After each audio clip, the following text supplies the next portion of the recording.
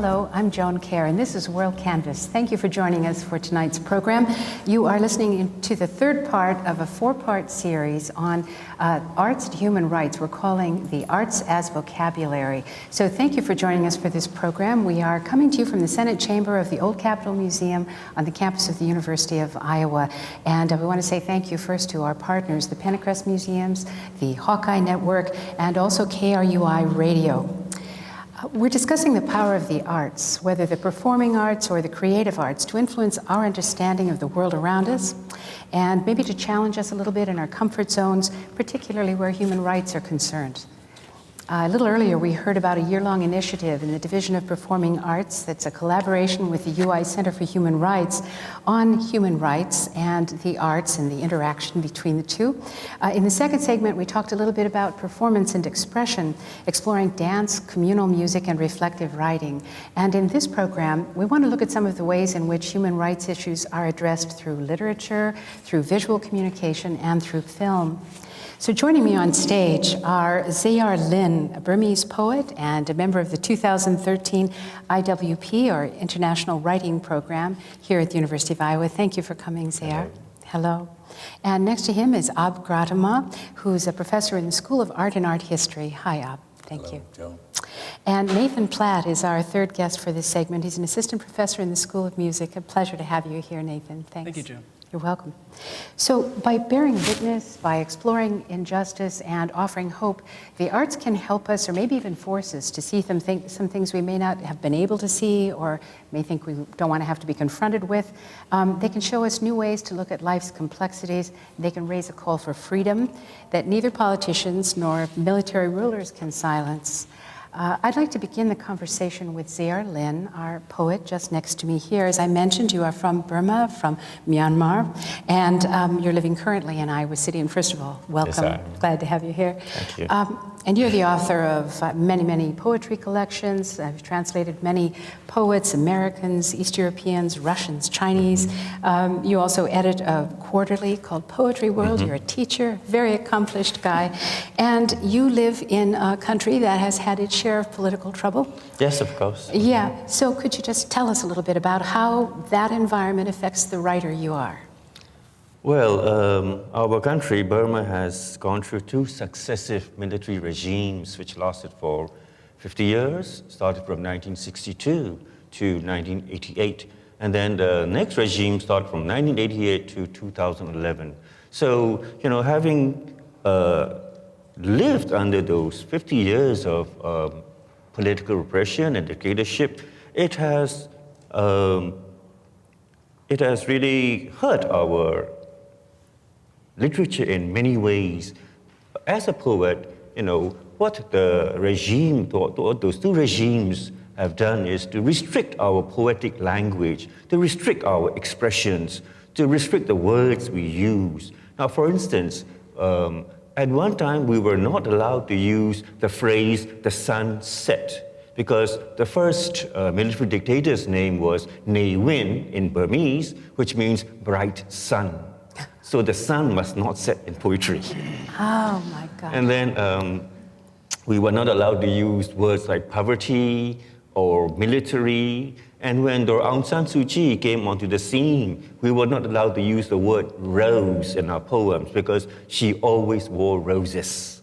And we were not allowed to use the word mother because, you know, a lot of people in our country consider Aung San Suu Kyi as the mother of democracy. So the word mother was banned. So coming through that kind of country, you know, when a word misused can put you in prison for 20 years, we had to self-censor ourselves. The next thing was, when we want to have our poems published, we would have to send our manuscripts to the editor, and the editor would censor them again. And finally, the censor board would censor it, and if everything is okay, if there is no hint of danger to the regime, then it passes. If it is deemed that, you know, one word or one line is quite dangerous to the regime, then it is censored. Either, you know, you have one line which is inked out, or you can have the whole page ripped out the newspaper, and that is lucky. If you're unlucky, you go to jail. So under that kind of dictatorship, we had to think of new ways to pass through that censor board, And one of the ways we came up was using allusions. So, when we want to talk about the cruelty of this military regime, we talked about Gaddafi, how bad he is, and what Gaddafi is doing to the poor Libyans. And when we want to talk about the way the Burmese army was killing off the ethnic minorities, we used allusion of the killing fields of Cambodia, of the Khmer Rouge. So that was one way we could get our message across, not saying things directly, but alluding to others. And then another way was to use irony. So instead of writing about the poverty of the country, we would write about our personal poverties. We would say, oh, we are so useless, because whereas other people can make themselves get rich, we are so useless, we are so stupid that we can't make ourselves as wealthy as other people. It's just our fault. Okay, but then the rest of the readers, people who know that only a handful in our country are really rich, filthy rich, whereas the rest of us, we are just struggling every day on whatever we have. So that was another way, using irony, and of course as poetry we use a lot of reading between the lines. And one thing I came up with was the use of a list. Because the mainstream poetry at that time, by that time I was reading 1990s, early 2000s, it was very lyrical. It was a poem based on the poet's feeling, and there was the poet's self in the center, and the whole poem was built around the self. What I did was I destroyed it. Instead of having this lyric form, I chose a list form, in which there is only just one word in each line, so that it is like reading a list. But then there is no coherence, there's no narrative there, and there's no feelings there, there's no self there. So the censor board felt that this is not a poem, this is somebody playing with words. But within those lines, I slip in anti-government stuff, and of course people who read closely, they know that, they see at once. So that was another way we tried to get past the censorship board. But fortunately, the censorship board was abolished last year in August after 48 years and 2 weeks. And so we are now free to write whatever we wish to. We are regaining the little bit of freedom of expression that we got sometime in 1948 to 1950 after the independence. So now what's happening is, since we never knew freedom of expression, we don't know what to do with that freedom. Because we all the time, throughout our lives, we always had to keep censoring ourselves, censoring our minds, But now that we are free to say whatever we want, we don't know what to say. And that's the crisis we are facing now. Thank you so much, Kjaer. That's well spoken. Very well spoken, absolutely.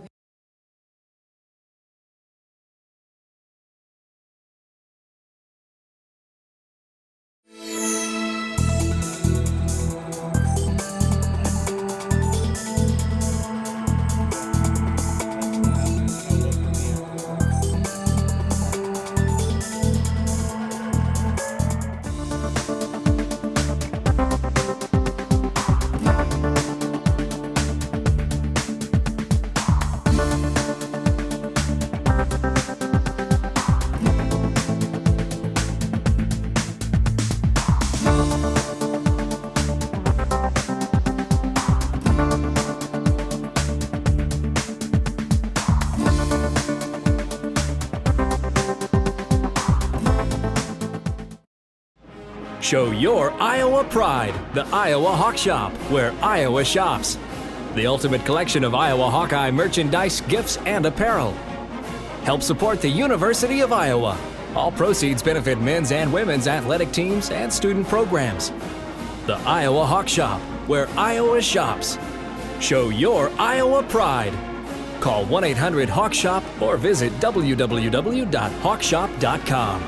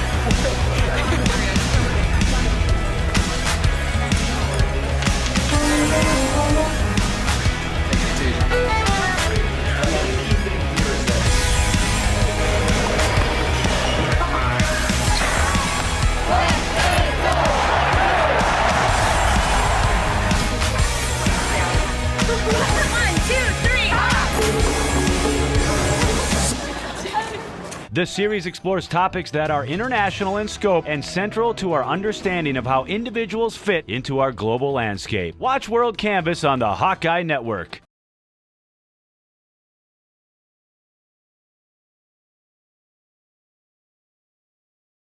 Well, let me just pass down the line here to our next guest, Gratima. So you are in the area of visual communication. You teach Yes. in the art and art history Right. department. And just to get us all on the same page, what do you mean by the term visual communication? Now, I quote Massimo Vignelli, the designer. Yeah.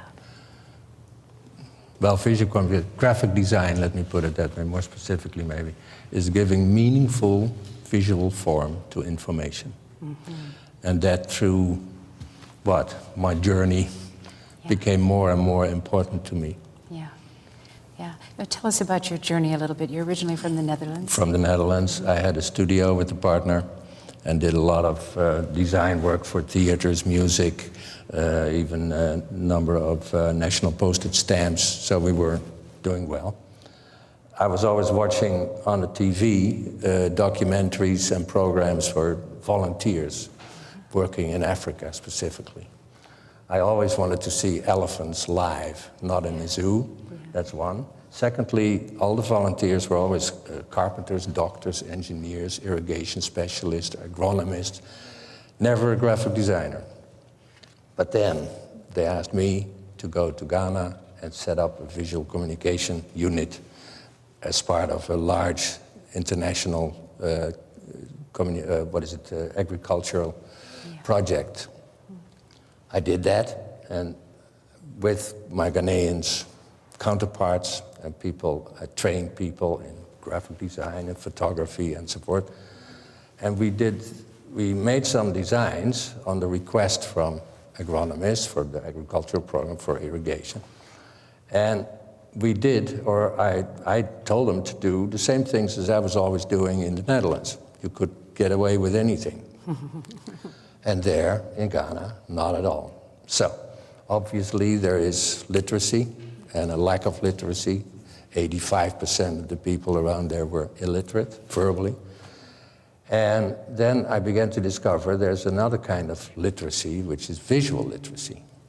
If we compare a formal education, like we all had with books and TV and magazines and so forth, none of that was there up in the north in Ghana.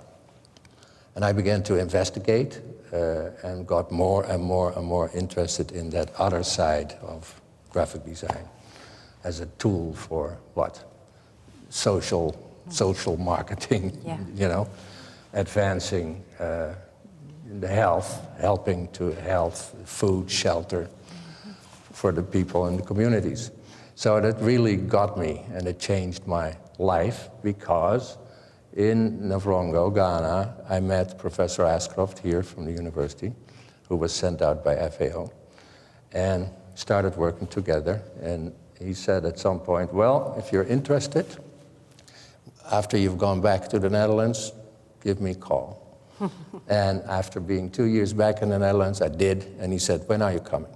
And my wife and I went and looked around, and I thought, oh my God, I'm going to study when I'm 40 years old. I did. And through that study and through the connection with Joe Ashcroft, UNICEF asked me to come to Nigeria. And there I worked with an audience member there, Alan Brody, and worked on campaigns for immunization and for oral rehydration, and conducted workshops working with Nigerians and designed stuff for use of health extension people and nurses and clinics and so forth. And I took that, well, no, I have that now with me. And teaching graphic design here at the School of Art, I make that part of it. Because I think it's very important. And as class projects, for instance, with the graduate students, at the moment we are developing some sort of campaign for Doctors Without Borders. Awareness, creation of awareness and understanding of what they're doing. Earlier we made posters for Amnesty International, not directly, but fictitiously. I was involved, or we were involved, students and I, with Paris Académie des Beaux-Arts, Royal Academy of Design in The Hague, and us in creating disaster pictograms, we called them, to be used in those refugee places where people from different traditions, cultures, language, are all sitting there. And so we made pictograms, purely visual, without words, where the health clinic was, where to get their food, where the bathroom, and so forth and so forth. So, and they were all assembled and selected, sifted through, and a whole series was done and exposed, exhibited, I should say, and got a lot of press. And now I don't know what happened to it. So yeah, that really interests me. And personally, I worked with, as you know, Humanity Iowa. And for the American Friends Service Committee, I did with a partner number of posters. No human being is illegal. And the last one was Keep the Flame Alive. And we did an image of Lady Liberty with her torch, but then it was rain on it, so the darkened sky. So. Well, what else? I could talk for hours, but you keep me on... Okay. No, but it sounds like it's a good blend, a very good blend of your own personal passions and something that you think is actually helping us communicate across cultures, across lines.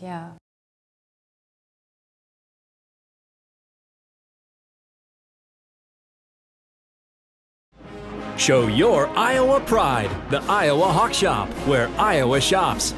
The ultimate collection of Iowa Hawkeye merchandise, gifts, and apparel. Help support the University of Iowa. All proceeds benefit men's and women's athletic teams and student programs. The Iowa Hawk Shop, where Iowa shops. Show your Iowa pride. Call 1-800-HAWK-SHOP or visit www.hawkshop.com. Tradition. Ambition. Exploration. Inspiration. You feel it when you step on campus at the University of Iowa. The energy and pride of students inspired by our history. And excited about our future. When you join the Hawkeye family, you're a part of it all. Be a part of it. Be a part of it. Be a part of it. Be a Hawkeye.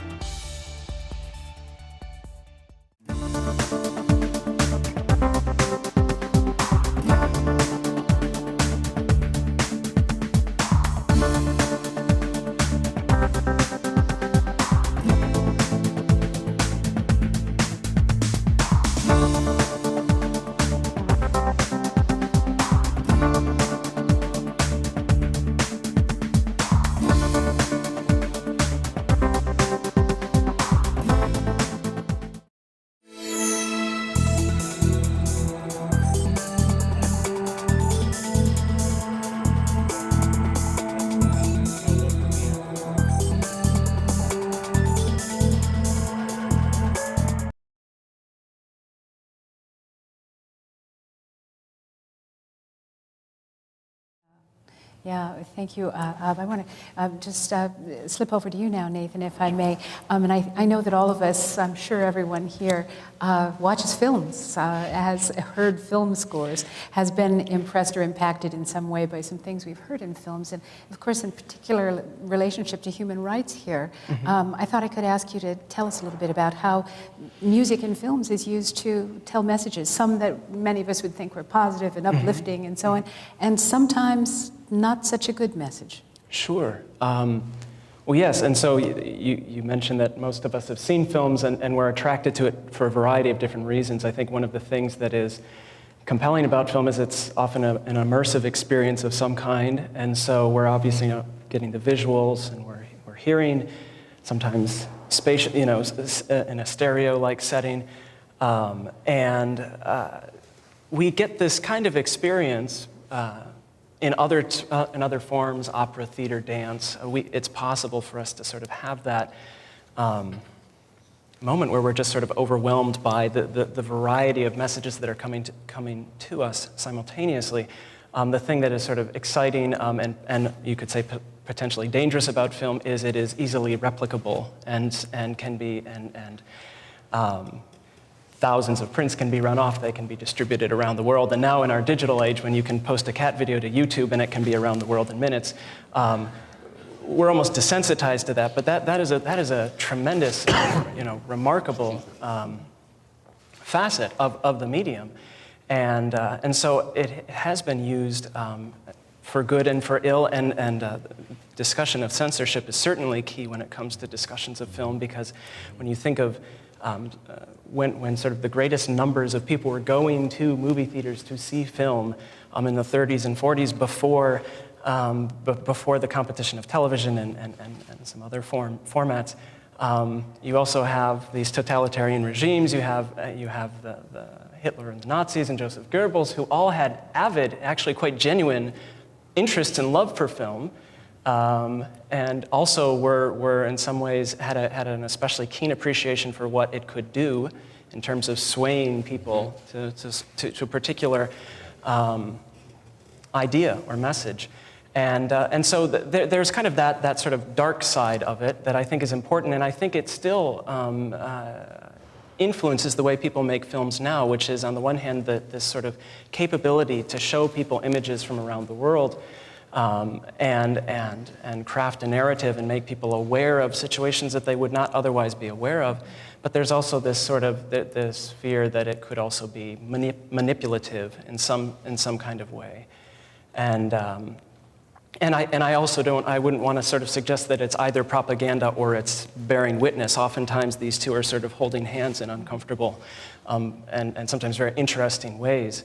I think recent example of some films that the director Laura Poitras has made, My Country, which is about the occupation of Iraq, and particularly the first free elections held in Iraq after the American occupation, and also The Oath, which is about Guantanamo Bay. I mean, she has picked really politically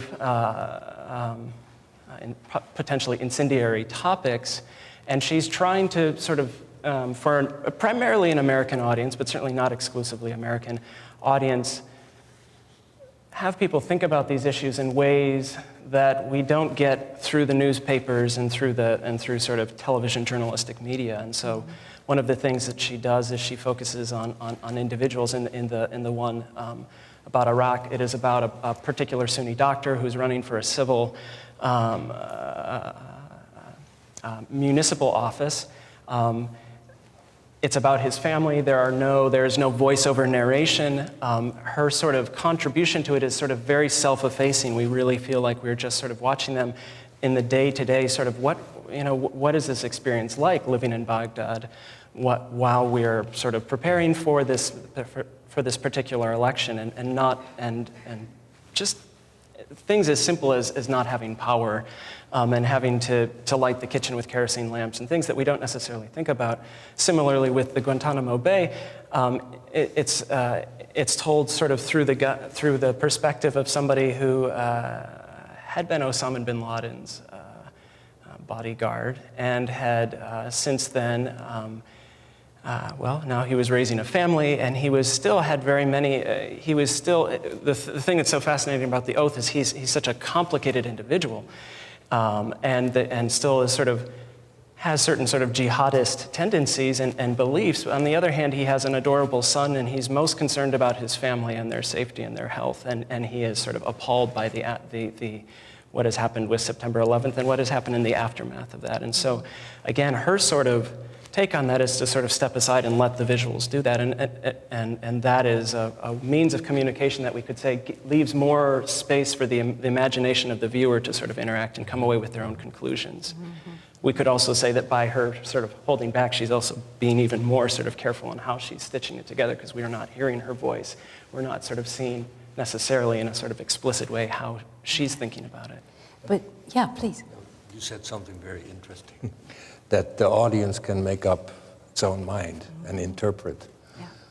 Fine. Yeah. But in graphic design, again, what you're trying to accomplish is to inform people, to educate people, to create awareness, understanding of issues, and then, especially in the situations in Nigeria and Lesotho and Suriname, where I was, you can't get away with that. People should not be interpreting things in a wrong manner. You have to make sure they understand exactly what you mean. And if they don't, then you go back to the drafting table, and you do group discussions. You find out, and you go again, and you go until you're sure people understand exactly what this is. Yes. Because the objective is, of course, that they will hopefully adopt a practice like going to the clinic to have their kids immunized. Sure. If they don't understand it, or they misunderstand it, you haven't done enough, or you didn't do it right. So, yes. And self-expression in art, yes, absolutely. And that we can, on a personal basis, interpret things differently. I may understand a poem by you differently than you perhaps intended to, but okay, I do with that what I feel like. But, you know, the other side is, and if you just, sorry, see, you can, often graphic design is seen as not really art. It's not fine art. I think it is art. Talking about this misinterpretation, I had one poem censored. Actually, it was a poem dedicated to Valentine's Day. And, you know, in that poem, there were lots of roses. But it happened that, you know, the Aung San Suu Kyi was going to give a speech somewhere on that particular day. So the censorship thought that I was, you know, I had written a poem of dedication to the lady, so it was censored. So, you know, this interpretation can be, it can go in different ways.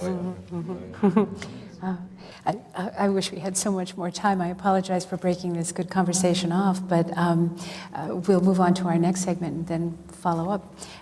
But I do want to say thank you, Kjaer Lin. It's so nice to have you here from Burma, and good luck with your work and with the future of your country. And so good to see you up, Gratima, from graphic design in the art department, and from School of Music, Nathan Platt. Thank you so much. Much to talk about. And we hope to have you all here again. I'm Joan Kjaer. This is WorldCanvass. You've been listening to the third part in a 4-part series on the arts as vocabulary. And we're coming to you from Iowa City in the Senate Chamber of the Old Capitol Museum. We hope you'll join us next time. Thank you so much, and good night.